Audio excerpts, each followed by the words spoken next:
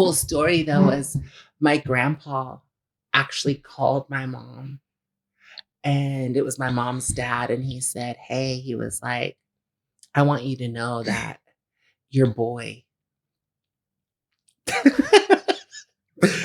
is not the first and is not the last in our family, and you have a good kid. Hmm. You have a good kid, so you better love your kid up. And that moment when I first heard that, like, I mean, this was probably one of the first times that I could talk about it without just like sobbing. Because my grandpa was one of my favorite men in my life. Like, he was just so old school but cool. And I always thought I was an alien.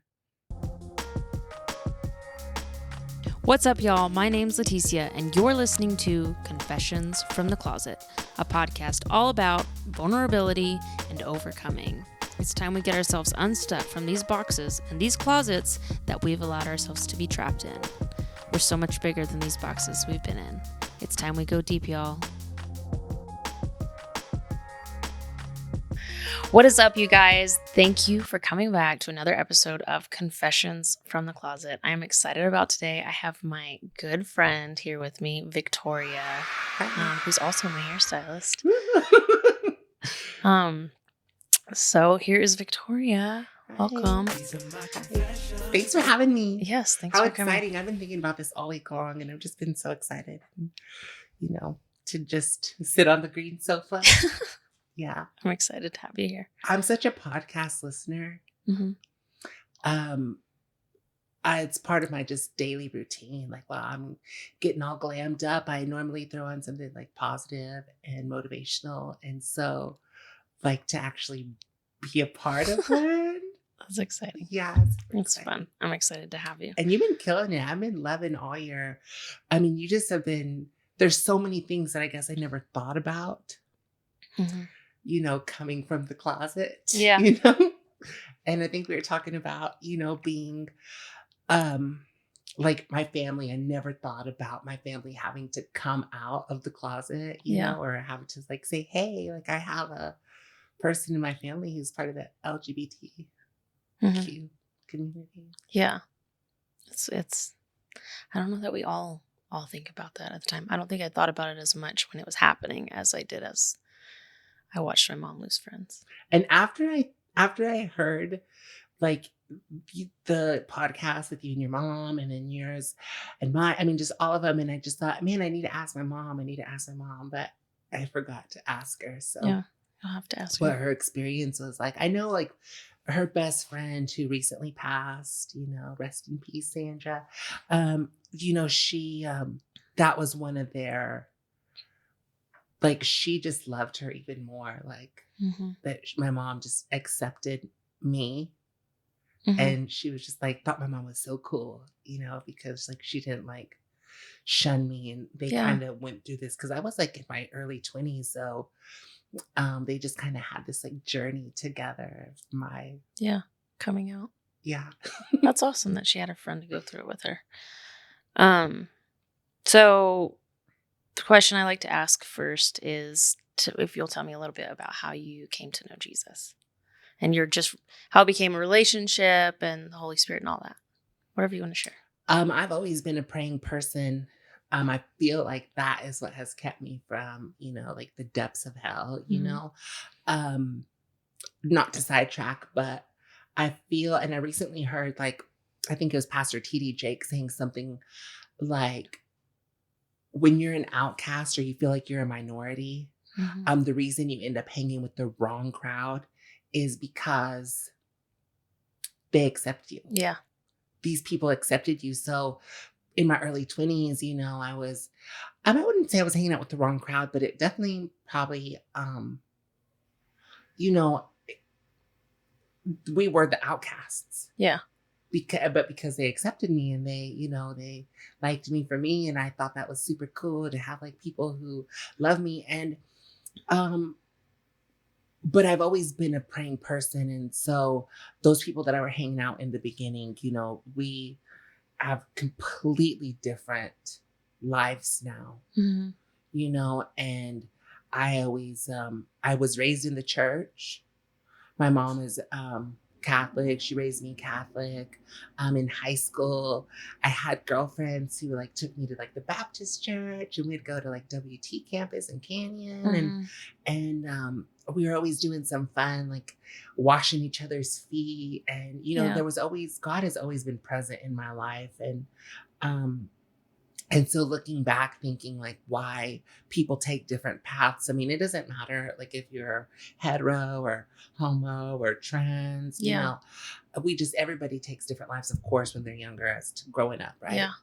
But God has always been present in my life. And then it was about 5 years ago. I was just like in a funk, like in a depression. The job that I wanted, the lady had told me that my personality wasn't a good fit. And I just thought, like, that's so weird to me. I thought, like, if she would have said, like, your technique sucks or, all these things, and you could work on that. Yeah. Like, come back. But she said my personality. And that was the only place I thought I wanted to work at in town. And so I was just kind of in a depression, and I was going through a breakup, and I called Marty up, and it just happened to be a Wednesday night. Oh, yeah. And I was like, Marty, like, oh my God. And it's funny because, Marty's one of my oldest friends, and she was like, get dressed. I'm coming to pick you up. And I was like, where are we going? This. She's like, we're going to church. And I went to Moore. Yeah. And that was the very first time I had ever had an experience where someone interceded. So I'm praying, and I'm in desperation, and I'm crying, and I'm nervous. It's my first time at a church, and and I didn't know what to expect. Yeah. And she's like, you're gonna be fine, trust me. And so I walk into church thinking, like, Lord, like, like, scary. It was scary. So scary. And so I was just like, oh my God. So going to church, praying, and I'm like, God, please just pray for my family. And Jennifer Martin is on the microphone. She's like, yes, Lord. Yes, Lord. I just pray that you take our family members and you wrap them in your hands, Lord. And I was like, and then I'm like, God, like, please free me from whatever I was going through at the moment, the depression. Yes, Lord. I just ask that you break the chains of depression. And I'm like looking around, and my whole body just starts to shake, and my feet are just planted on the ground. I cannot move. And I'm just like in a full sob. And every thought that I'm thinking, Jennifer Martin praying. Is saying out of her mouth, and just to hear and feel the Holy Spirit. And so from the moment I walked into Moore, that has just been like life-changing, experience for me. And the relationships that you develop, just, you were talking about on one of your podcasts about how it was to have couples, to look at other couples and be like, oh, this is healthy. Yeah. This is good. Because you don't have that. I mean, well, not especially in our community, there's not that. Not too we many. hope to be that. Yeah. But back in the day, it was always like, girls take care of their girls. Girls take care of their girls. But I'm not sure what's going on. Like, I do several members of the LGBTQ community, and you and Marty and one other client of mine have healthy relationships with children and normal lives and work and school and all that and vacation. And then the rest of them, they're like, oh yeah, like black eyes and that's so sad. It's like, they're just like falling into, because God's not present, I feel like. Yeah. That love is what me and Marty always talk about. It's like knowing you're worthy of love and only accepting that, nothing less. And some people, even in our childhood, doesn't matter, gay, straight, whatever, don't get that at home as their children. And it does transfer over into our adulthood easily. I was talking to one of my family members just last night. She was talking about how she wanted her baby daddy back. And it was just a really dysfunctional, what's the word they use? Toxic, real toxic relationship. Yeah. And I said, you have to really step back and figure out, what does a family look like to you? Yeah. And then make those steps to make that happen. That's because if you're just wanting a man in the picture, then you're Yeah. doing it for the wrong reasons. And I Yeah. get it, like you want a family and you want him because he's your baby's dad, but you have to, just having him is not a family. Yeah. Unless he changes, which Right. isn't always the case. That's good. That's good. I like that. So when you were growing up and you knew you were different and you loved God, how did that play a role in your accepting yourself or coming out? You know, my life, I've always aligned myself Yeah.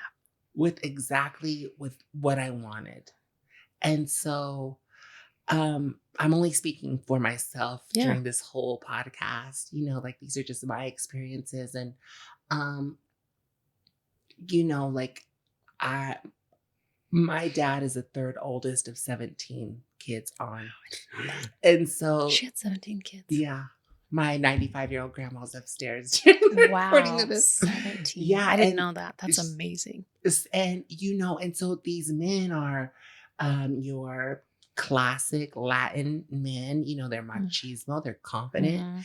And I guess I didn't know any different because my dad always, I mean, he just took me around. He just, you know, I was just his kid and it wasn't talked about. Yeah. Everybody knew I was different, but it was never a discussion because my dad was so confident and he loved me and he still loves me. And to this day, he sees me and I could be feeling like I look ratchet, girl. And he's like, oh, your hair looks beautiful.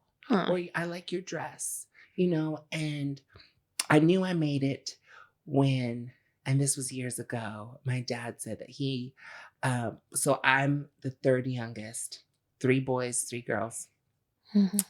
And my dad was like, yeah, and I've lost a brother. So I only have one living brother. And he says, I only have one son. And when he just totally like went there and, you know, and just added me in with the rest of the girls, you know, He acknowledged because, it. you know, there's people in my family who still have a hard time like calling me like Victoria. Yeah. Because, well, it was not the name my mom gave me as I was born, you know, so.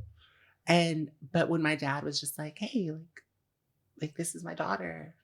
And I was like, oh my God. So, you know, like, I just feel like I didn't really ever know a difference. Like, I always knew about God. I always was, I remember asking, like, what does that mean? You know, like, in one of the Catholic crosses, there's like, I don't even know the letters now, but anyway, it's like, over Jesus's head. I was always curious, like why he was, you know, like I always was just so inquisitive about God and Jesus and why is he on the cross, Mom? Like who is Pontius Pilate? Like da, da, da, da, especially around this time of Easter and so I just feel like I was always curious about God and my mom was, you know, never told me like I remember kind of in the beginning, like her God was you better not do that or you're, you know, God's watching you. Yeah. He doesn't like what you're doing. You're going to go to hell. You know, my mom never told me that. Yeah. You know, but that was kind of the God, you know, it was that, what did they call it? The First Testament God or something like the one that's always like God of pointing punishment, his finger. judgment, angry God is what I call him. It wasn't you're going to hell. God's going to punish you. Yeah. God's going to punish you. Yeah. And just to like realize that I think we all, you know, create our own image of God, you know, which gives us the right to condemn, to tell you that I'm better than you, the God to say, oh, he's loving, welcome. Yeah. Come with me. Yeah. So, yeah, I feel like I've been really blessed my whole entire life. And that's good. Yeah. That's good. It didn't keep you from coming out at all to your mom or your dad? Well, I was like, were you fearful? Like for me, so Madi and my stories are totally different. But for me, because of how I was raised, I was so terrified if I acted on being gay at all, like I was going to hell right away for the longest time. So faith was like a huge thing. It was like I literally believed if I was gay, then I would not be able to have faith, like until I came to terms with everything. And Mari's is a little different than mine, so I'm just curious because Yeah, mine, they had nothing. I mean, I didn't really give anybody the opportunity.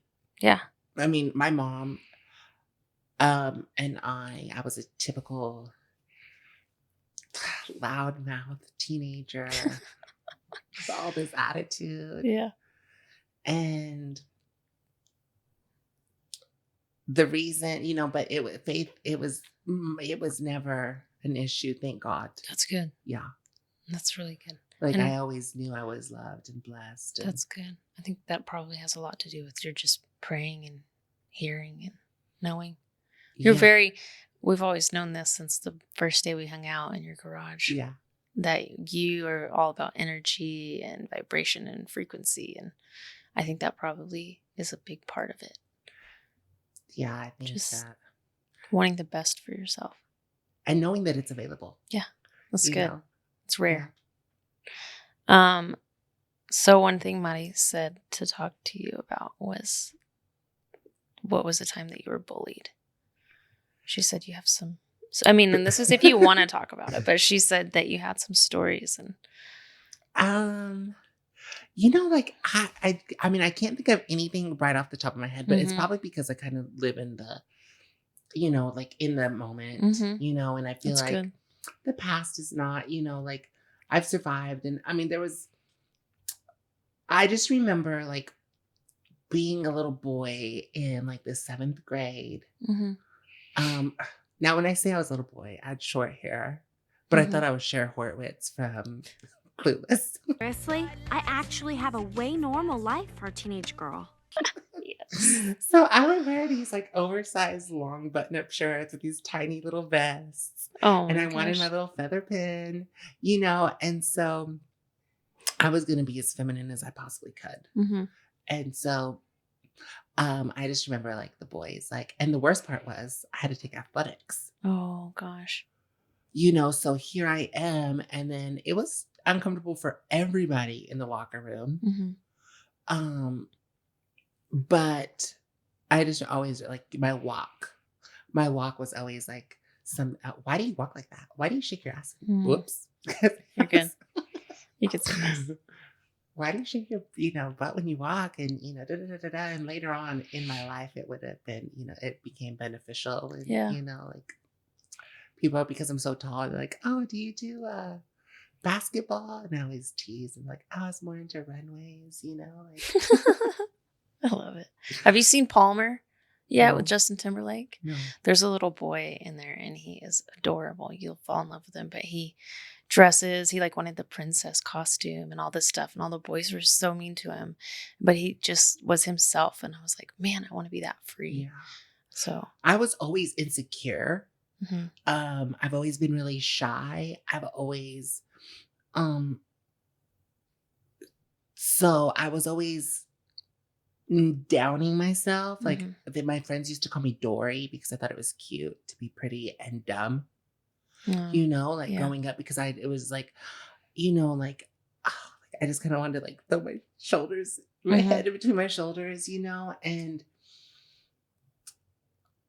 in that, especially in like the 7th grade, Yeah. to like even after high school, like I was just, so I didn't really have a voice. Yeah. Like I wasn't really bullied and I wasn't really picked on that I could think of. But I just remember like wanting to be invisible. Yeah. I just wanted to not be seen because it was so awkward. Mm-hmm. Like walking down the halls were awkward. Yeah. By the time I graduated high school, my hair was long and curly, so we all transitioned together. I feel like, but it was still just, it was like, ugh, people were just always like, I guess they would say some names, and I was just like, I just wanted to hide. Yeah. To like, high school's so awkward anyways. Yeah. There's a book, Middle it's called school. Popular. Mm-hmm. And it's like this whole made up what's the word I'm looking for? Anyway, like it's a made up um thing that we do in high school, a social Ladder. ladder Yeah. thing. What'd you say? Ladder. Yeah. Yeah. That we make up in high school that doesn't even exist in the rest of the world. Yeah. You know? Nobody cares. No, and it really is true. But in high school, like, and so the book was pretty cool. It was pretty powerful. But anyway. Yeah. We kind of talked about this with that lady in personality, but have you faced discrimination like with jobs or homes or anything? For sure. I moved from Amarillo to San Antonio in 2007, right? Because it just the work in that time, Amarillo has really evolved in such a good way. But at that time, I thought I was, you know, cute, and I just like was, oh yeah, like I would go into Dillard's and try to go get a job and as a makeup artist, and it didn't work. And so when I moved back, here I am working at a barbershop Yeah. with a humongous clientele, and I just feel like that's God. Yeah. That is God,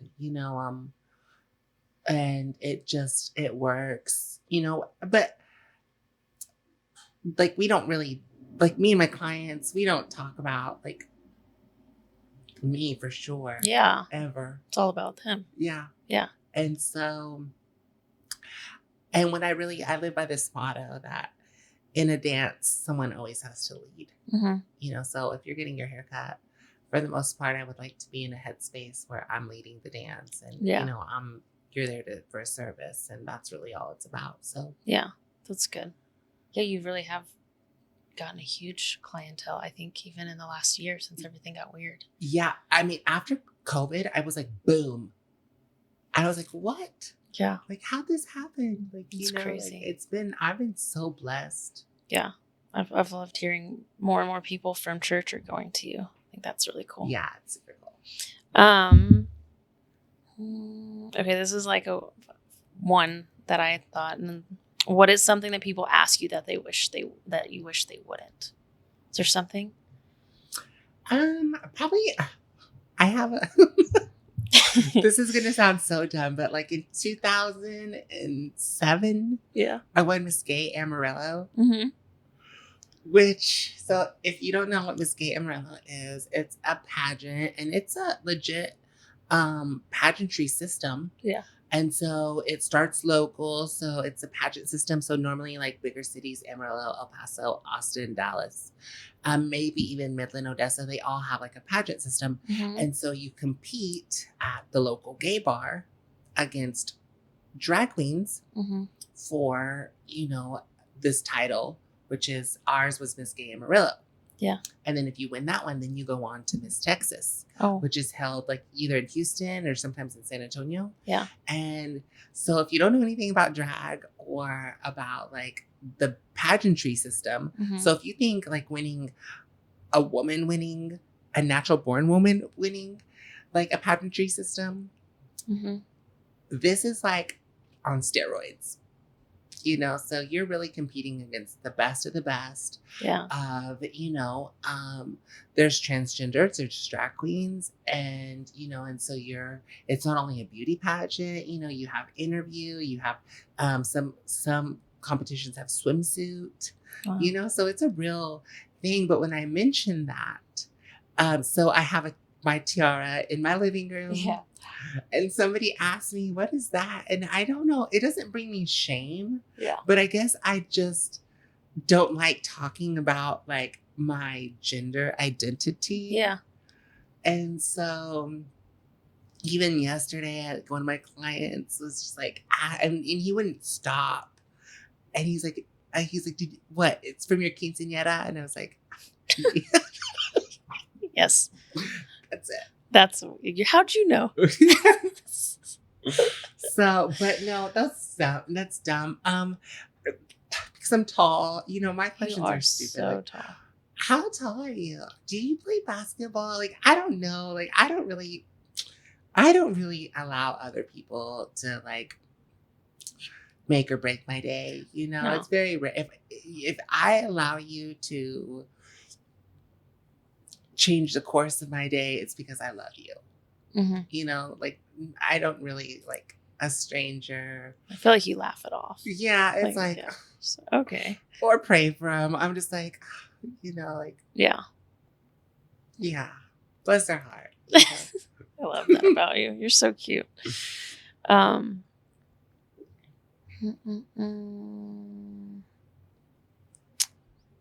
mean, I don't know. The other thing I wanted to talk about, I mean, you have some stuff that you'd like to talk about, but something that I love is that you got to be baptized at more. Just you. No, there was no shame or anything. It was just like you were just you. And yeah, like you said, you were just fully accepted there. Was that something you ever thought would happen? I never thought about it. Yeah. You know, I was raised Catholic, so I was baptized when I was right. That makes sense. A kid, like young. You know, like I have godparents, and I did my first communion and second communion, and I forget what happens after that. Like, but I mean, I've done, like, I went through all that stuff. Yeah, which is a lot. Yeah, it's a lot. I mean, it was years and years in Sunday school, and you have to take a test, kind of thing. Like, and your parents have to be involved, and so it's like this whole, you know, family. And that was a cool time, you know, like I thought I wanted to be a preacher.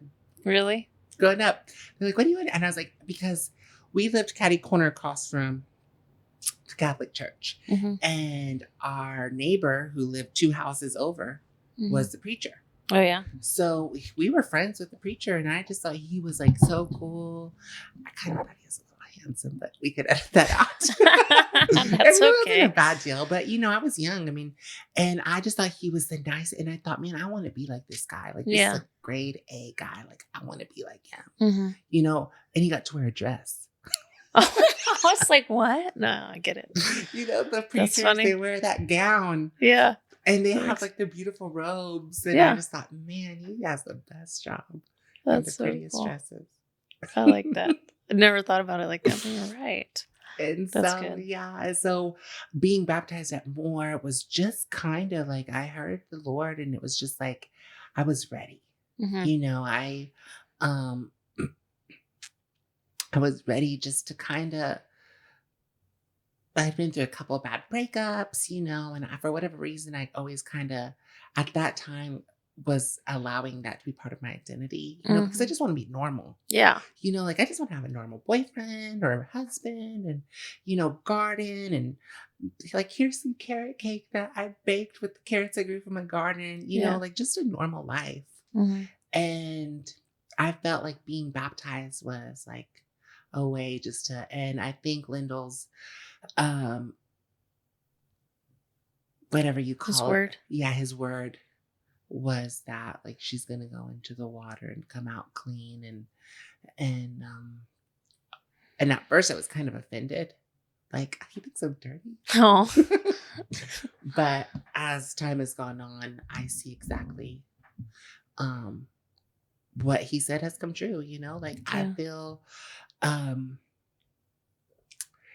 had several battles that I've struggled with, but I don't feel like they define me. And I feel like I am leading and living a pretty normal life. Yeah. You know, like. Yeah. And life is good. And I feel like it all started with just that. And on Easter, it was on Easter Sunday. Was it? Yeah. Oh, that's exciting. It was pretty cool. Okay. Whoops. I can fix it. I was excited to watch you get baptized. It like meant a lot to me to be like, everyone knew who you were, and it's not even a topic.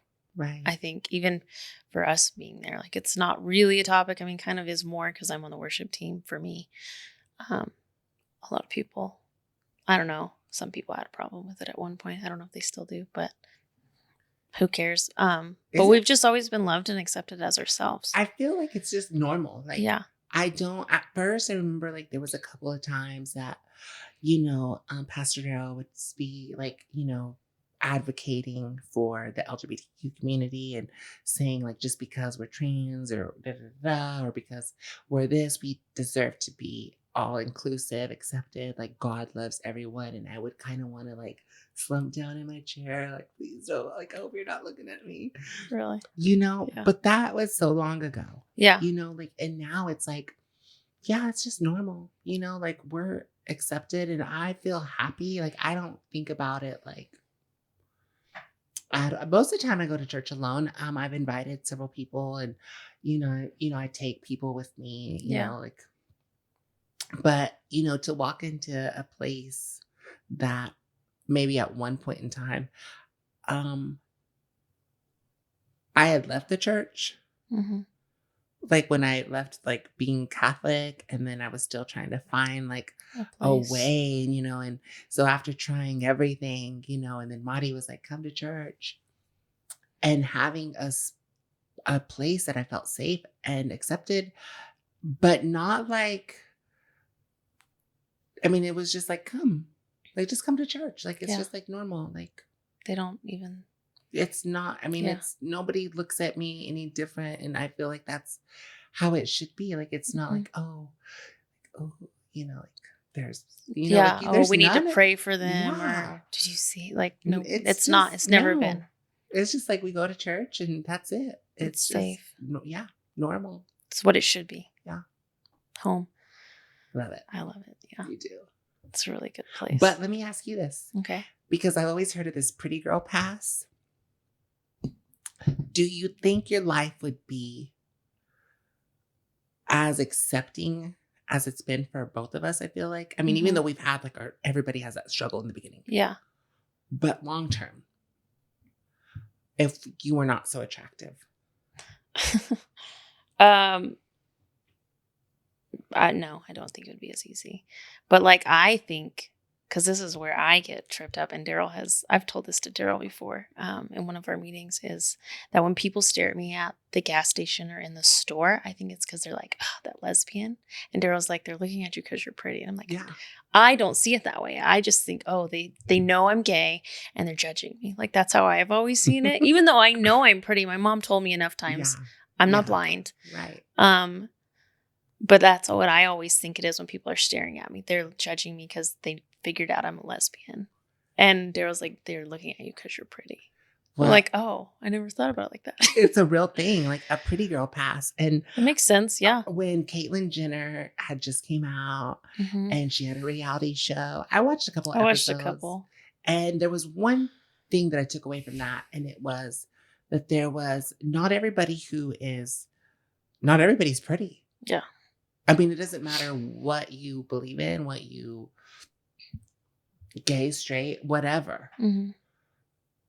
And I think it's a double negative. Yeah. Double, like, not only is she gay, but she's ugly. Yeah. Not only is she trans, but she still looks like a man. Yeah. And that's like real. And so just because, like, my shoulders are broad or my feet are big or my hands are big or whatever, that doesn't mean that I don't feel the same way as the person, or just because she, like, hasn't had the privilege to have as much work done, or, she is bald headed, yeah, and has to wear wigs, but she identifies with a woman, and she's treated differently. Yeah.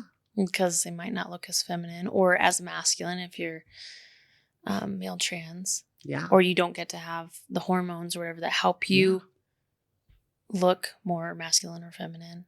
I think I know it's a real thing. It's very And real. I know Madi and I think a lot of it has to do with our spirit and our heart. And we've been really blessed here. I didn't expect to be so favored when I moved back to Amarillo because I came from Houston when I came out.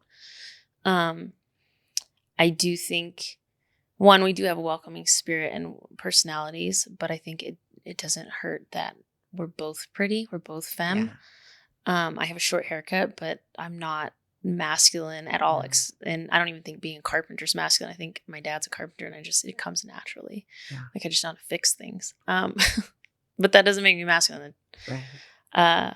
So yeah, I mean, I think we're probably treated different than like a other lesbian couple. And I don't know, because it's not my experience, but I could see that being like maybe more butchy lesbians are treated differently. Because I don't know, they're different. Right. And people don't understand, and they're afraid of They're what's yeah. different and what they don't know. And that's where I think at more, something Pastor Darrell said in the beginning was, if you don't understand someone, invite them over for dinner and sit down and have a meal with them and get to know them.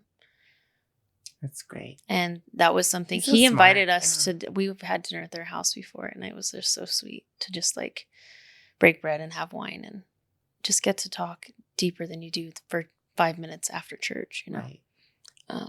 And I think that's an important thing, even with anybody that you don't understand, that you have an opportunity to invite them over and make them a meal and just get to know them on a different level. Have you ever like had the experience where, because you like women, like people like are like other women are afraid to be like in your presence, or they're like uncomfortable? I don't think I have. I think because I'm such a, I don't want to say normal because what's normal, but I was more fearful when I told my friends in college that they would think that I was just like attracted to all of them and like question every moment we had with each other. But we've never had that conversation. It just never happened. I do have a friend, I won't say her name, but she at one point kind of like discussed it, and it was just silly. It was like that her husband wasn't worried or something. I'm like, okay. You know, like it was just a silly thing. Yeah. Because I bet it crosses people's minds, but nobody's ever really said anything to me. I mean, I've had like, I mean, I would like to think that I have great taste. Like I've dated the most beautiful men in this country. Mm-hmm. Okay. But some of the not so beautiful men being like, ew, like making like little comments here and there. And I'm like, look, fool, just because I like men, I mean, I like all men. Yeah. You know? Yeah. You know, like that doesn't mean like you have to be like uncomfortable because, you know, like I have standards. And, right. You But know, I think that could be even like straight men, period. Well, maybe I don't think it's as common with women. I think me and Daryl talked about this thing being like, being trans, it's, oh God, it's not a sexual thing. Mm-mm. Like, I'm transgendered. Yeah. Because I identify with being a woman. Like, I'm just trying to make the outside match the inside. Yeah. My heart feels feminine, you know. I accept my masculine and feminine traits. Yeah. You know, there are some beautiful trans women that you would never even know were trans, you know, and then there's, you know, your other trans that, you know, and I mean, and I feel like some of my clients may know, some of them don't know. But it's just, what were we talking about? That being trans isn't like a sexual thing. Oh, yeah. It's just a gender. It's just you identify. Yeah. Like, I feel like I'm just normal. Well, it's the same thing as being gay. And I've talked to him about the same thing too. Is like when I came out, some people thought, oh, you're a pervert, you're a pedophile, you're a fornicator, you're all these things. And I'm like, actually, if you talk to my wife, I'm a little prude. You know what I mean? Like, me and Jen said, like, I spend more time folding chonies and washing dishes. Yeah. Like, that's my life. I'm a normal person. This majority of my life. Why does my being gay have to be about what I do in my room at night?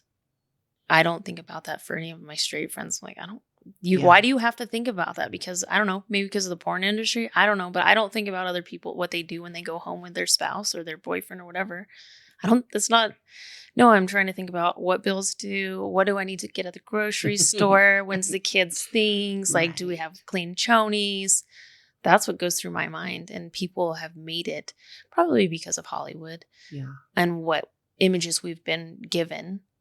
they've made it this thing that it's not. Well, I will tell you that I have some friends who lead completely different lifestyles. Yeah. I mean, they, are out at night. They, just their lives are completely different. Mm-hmm. Yeah. And so I could see how a few, but here's why I think I decided to join you and talk about this discussion, because I don't normally come out and talk about being transgender. But for this reason right here, that if you are a prostitute and you're trans, or if you're a drug addict and you're trans, or you're a sex addict and you're trans, or, any of these, you fall into these stereotypes, or you're a porn star and you're trans. Yeah. God still loves you. Yeah. And you don't have to have like my life where, I feel like I'm pretty normal at work and I take care of some family members and, but God still loves you, and Absolutely. you can have a church home. Mm-hmm. You can have it all. You can have a relationship with God. Mm-hmm. You can be baptized. You can be forgiven. Yeah. Like this doesn't have to be the life that you're living. And I'm not. Yeah. I don't want people to feel like I'm throwing Bibles. No, you're not. You're just like sharing. letting like, hey, like there's more to life than whatever you're doing. And if anybody has ever told you that you cannot have God in your life and you can't have a relationship with God, that's a lie. That's a lie. Yeah. That's a lie. 100%.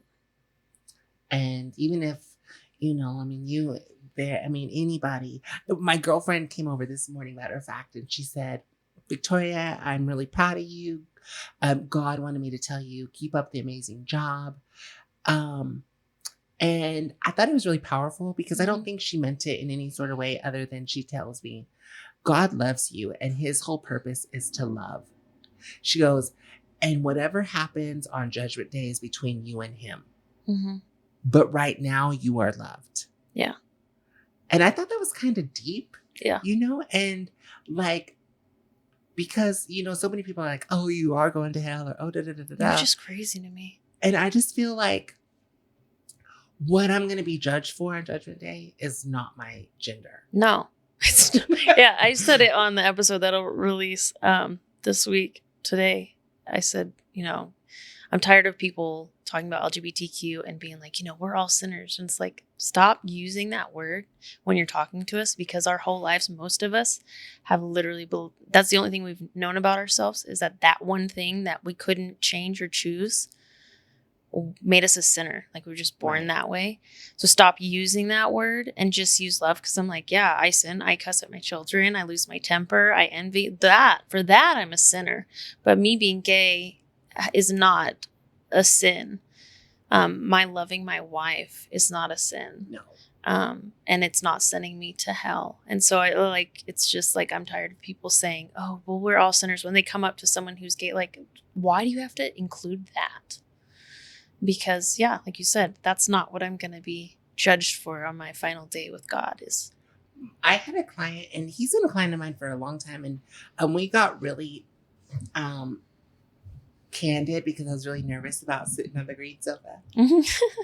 And and he has asked me some questions. He knows I'm trans, and we talked about some things in the past. And so when I told him that we were doing this podcast, and he was like, well, and he asked me something really, really inappropriate. Mm-hmm. And he said, well, when did you know that you liked? And he said the word. Mm-hmm. Mm-hmm. But I'll say men, because what he said was really derogatory and inappropriate. Now, he felt like we could have this conversation because we have been candid. Like he thought that he was being serious. And but he thought he was being funny. And I was like, just because like I'm trans, it's not like a sex thing. Like, and he just he couldn't wrap his mind around Yeah. that. Like he kept on going back to like, when did you like men though? Like when did you notice you like men? And I was like, and he just couldn't get that. And I just kind of like prayed for him like afterwards, you know what I mean? Because like not being educated, but feeling like you have like the right to ask that. or you could just go around like talking to people however you like, Yeah. but you have no education. Well, and that's like, nobody's ever asked me that question in that way. You know what I mean? Me And I would either. be like, are you like, what? Like, you better be glad. Like, you might end up with a bald spot. Yeah. I was like, right? For real. I would be like, and don't come back. That would be me, though. I told Monty I could never have a real job. The stuff she deals with, I'm like, I would have been in jail. I wouldn't have done it. But yeah, I've thankfully never been asked anything like that. That's crazy. What do you know for sure about our place or your place in the universe? Our place, as in the community, the whole community at large, like or your place, my place? Like what I'm called to do? Yeah, like what is like, what do you think your place is? Like at first yours, and then like our place, like ours, like as humanity. Yeah. Well, when I came out 9 years ago and I was wrestling with God and like, you made me this way, you haven't taken it away. So what are we going to do? He told me, I made you this way on purpose. I gave you the family you have. I gave you the faith you have, the upbringing you have, so that you could go and be a voice and a bridge between the LGBTQ community and the church. Yeah. And I've believed that for 9 years. And yesterday I felt, and through this podcast, but yesterday was the first time I felt like him saying, this is your moment, because I had to discuss something. Yeah. And that's embarrassing to say, kind of like, I mean, that's pretty intense. That's an intense statement, but like, that is the one thing in my life that I'm sure of, is that like, he made me this way for a specific purpose. And it's to bridge that gap that has been broken for so long. I love that. Yeah. So. And what about just humanity? Humanity? Like just humanity. Like, why do you think we were put here? Like, why do you think we're like, where did we come from? Why are we here? Gay people? Like LGBT or just humans? Because I don't feel like we were put here to be at war with each other. No, we weren't. Like I feel like we are, like this originally was supposed to be like, I feel like heaven. Like, well, they say heaven on earth, like you can bring the kingdom of God. Kingdom of God is near, meaning that you have complete access to everything that is in the heavenly realms here on earth, whether you take hold of it and grab that authority that he's given us through the Holy Spirit and through Jesus dying Sunday. That's your choice. Just like salvation is your choice. It's a free gift. Yeah. Whether you choose to accept it or not is up to you. He gives you free will. So I think, yeah, we were put here to reign and to rule and to change the world, because there are demonic forces in the world. It says your battle's not against flesh and blood, but against the principalities of hell, basically. Yeah. And we're in such a crazy time right now, I think, with how social media is and how bold people are on social media, but not to each other's faces. I never say anything on social media that I will not say to your face. Right. I will say it to your face, and I'll tell you on social media. Like, if you want to come talk to me face to face, I don't have a problem. You've always been good at that, though. Because, I got in trouble all my whole childhood because I was that way with my dad. I always got in trouble because this is what I feel and this is what I believe. And if I move on and I feel like crap, I will come apologize to you. Even if I was right, I'll say I'm sorry if I hurt you. Because that's never my intention. Right. But I think as far as humanity, I think we have such an amazing opportunity because we do live in a fallen world. Like right now, especially for the church, that bridge that I was talking about. This is a moment with everything that's happened with Lil Nas X this week. And he's gay and he put out his Satan shoes. Like, this is a moment where the church can step up and be like, look, we've messed up for years. We realized that we caused this damage to you because we shunned you and we pushed you away and told you God didn't love you unless you were what we say you need to be, which is a lie. And that's what the devil wanted. We have a moment where we can love and embrace not only him, but I think 90% of the community probably feels the same way he does and has a lot of anger. Even me, I have some of that anger still. Yeah. because of the pain I carried as a child. It's that wounded inner child that we all carry. So I think, humanity, He's given us the choice to choose, like, are we going to be loving or are we going to be judgmental because they see or believe differently than me? I feel like what you were saying about like the demonic forces, like so many times I feel like the battle's within myself. Yeah. Is that self-talk. Yeah. That commentary that, oh, you're not good enough, or you're not pretty enough, or you're too masculine, or, and then, I have affirmations like on my phone, on my house, and it's those constant and then I have somebody like, oh, you talk to yourself, you're weird. It's like, I have to, because I thought everyone did. Yeah. Whether you think you do or not, like you do. You do. And I think like, I forget the exact number, but it's like a high number, like more than half of the self-commentary is negative. Yeah. Well, and I think whenever I think about that, because I know it's true, especially for me, I know, oh, you're such a bad mom. Or, oh, you're such, like, I try to stop that and be like, no, you're not. You're human, but you're a good mom. Is that when it says love your neighbor as you love yourself, I think that's why we're so broken, is because most of us don't love ourselves very well. Yeah. So how are we supposed to love our neighbor well? That's good. Because we're so mean to ourselves. That's good. To go back to your first question or your second question about how this all started, I remember Joel Osteen had a 30-day affirmation challenge. Yeah. And he is like, for every negative thing that you catch yourself saying, tell yourself 5 I ams positive. Mm-hmm. I am worthy. I am loving. Yeah. That's good. I am happy. Yeah. I am beautiful. I saw this thing on TikTok where this girl who was very insecure, for 30 days, she filmed herself every day. And every day she would tell herself something into the camera positive about herself, even if she didn't believe it. And she did it for 30 days. She's like, you're beautiful and you have sassiness or whatever she said. I don't know. I'll have to find it. And then as those 30 days or 21 days went on, you saw her transform, like physically. She started dressing different. I think she lost weight. She looked prettier, like she was confident. And she did it on camera. And you got to see, like, over a month, just being kind to herself every day consistently and being held accountable by TikTok. She changed. Like, in 30 days, she was a totally new person. And I think if we grasped the power and, like he says, like, guard your mind from yourself too, because it's the enemy. He wants you to believe you're a piece of crap. Like, he wanted me to believe I was going to hell and live in that bondage of hating myself for forever. And that's the same case for straight people. It just looks different. But I think if we took hold of how much power our words have over ourselves, especially, we'd see, people healed in so many amazing ways, and then the world would heal. But I think we all have so much self-hate and doubt. And well, you think about it, when we're born, like, I didn't care if I spit up on my mom's brand new shirt. Mm-hmm. I didn't care if she'd been up all night. Yeah.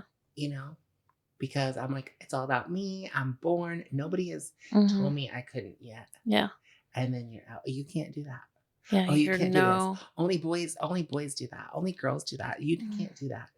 That's wrong. That's bad. Yeah. And then before you know it, there comes the insecurities. 10 years And they don't mean to. I don't think like anybody's meaning to damage another human. No. I think. But I feel like, when you're born, you're like, one of the girls, she talks about, like, you're in, like, what does she say? Like, Hawaii, it's like a perfect 72 degrees for 9 months. You get meals all day and warm and comforting. You come out and you're just like, oh, hey, like, like, as babies, like, we don't even have any insecurities. Like, we'll play with our own poop and rub it all over you, or, and still be like happy and laughing about it. Because like, nobody's told you that it's gross. Yeah. Yeah. Like, yeah. Which is something we're very careful. You said oh, that's only for boys and that's only for girls. Like even when Amaya was little before we had Apollo, it was like, if boys want to paint their nails, they can. And if boys want to wear dresses, they can. And we're not going to judge them for it. We're not going to say, ooh, that's gross. I don't care what anyone tells you. In this home, we stand up for the bullied. And we do not bully people. Yeah. And so now Apollo, when we're putting on makeup, like how many times he's gotten our eyeshadow palettes and he's put on makeup. I'm like, you're so pretty. And I like, when people are like, those are girl toys, I'm like, first of all, they were his sisters and I'm not buying new ones. I don't give a crap that they're pink. They're toys to him because we don't do girls or boys. Like he took his baby doll to the dentist and he's like, my baby has a boo-boo. He's so nurturing. And yet he's also like growling in full dinosaur roars, you know, like he has both his feminine and his masculine. And I can choose to shut one down because the world says this is how it is. But in our home, I mean, I think life would have been so much easier if that's how we were raised, because it was like, you just do you. And my mom was very good at that. But with Apollo and even Amaya, because she's at that age where she could easily hide and lose her identity, or I can like just be like, go shine. But with Apollo, I'm like, oh, your baby. Like he nursed his baby the other day. Amaya's like, he's giving his baby mas because he calls it mas. And he was in there like nursing his baby. And I was like, oh, you're such a good papa. Like, I'm not going to tell him that it doesn't matter. He was being nurturing and loving. And that's what matters. That is so beautiful. Steve Harvey says the exact same thing. He goes, you tell the little boys not to play with baby dolls, but then they grow up. And they don't take care of their children. Yeah, because they're not supposed to play with dolls. They're not supposed to play with babies. Yeah.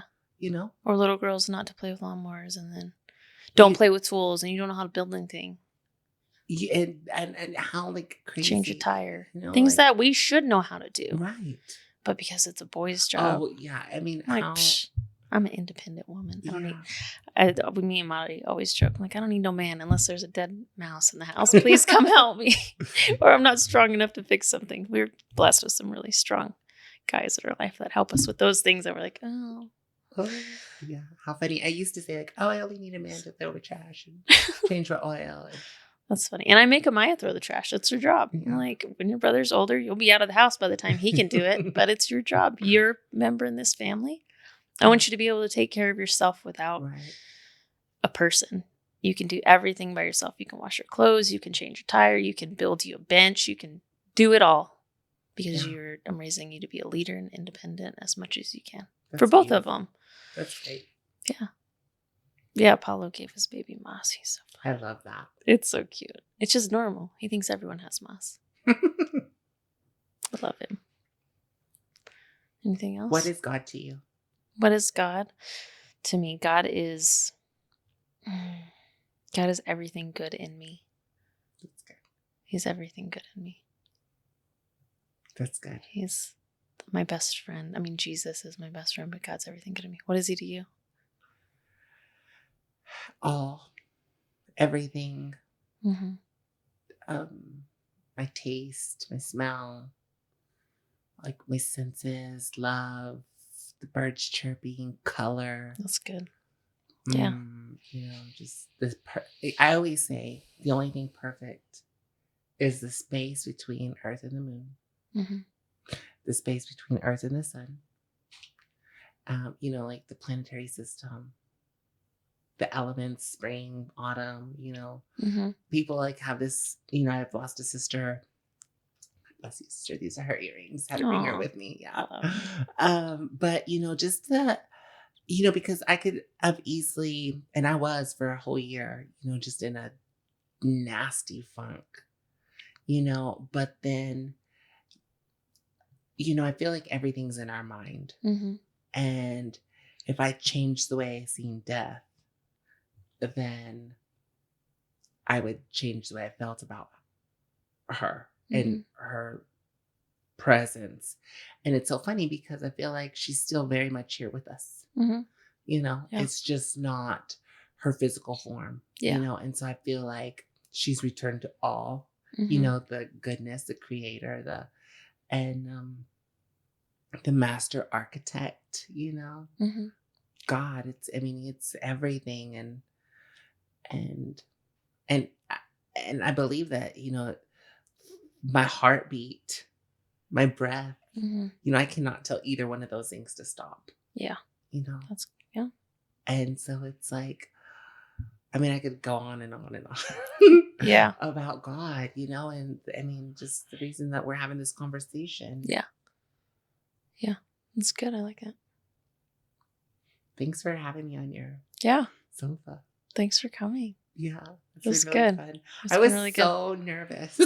You did great. Yeah, It was I thought good. it was, I try to keep it really casual, so it's not. yeah. I'm a I mean, casual I mean, person. I know we always have like a really good, just conversations, period. You Yeah. know, like, That's what I tell everyone. I'm like, it's conversation. We just have microphones and a camera, some lights. the camera, I think, is what I was most afraid of. Oh, Lord. Oh, you did great. Well, as always, guys, we are done. But thank you so much for listening and watching. And as always, have a great one. See you next time. Hey guys, thanks for listening to my mom's podcast. Be sure to hit that subscribe button, turn on the notifications, and give this video a big thumbs up. Also, thanks for your comments and your feedback. Hey guys, thanks. Hey guys, thanks for listening to my podcast.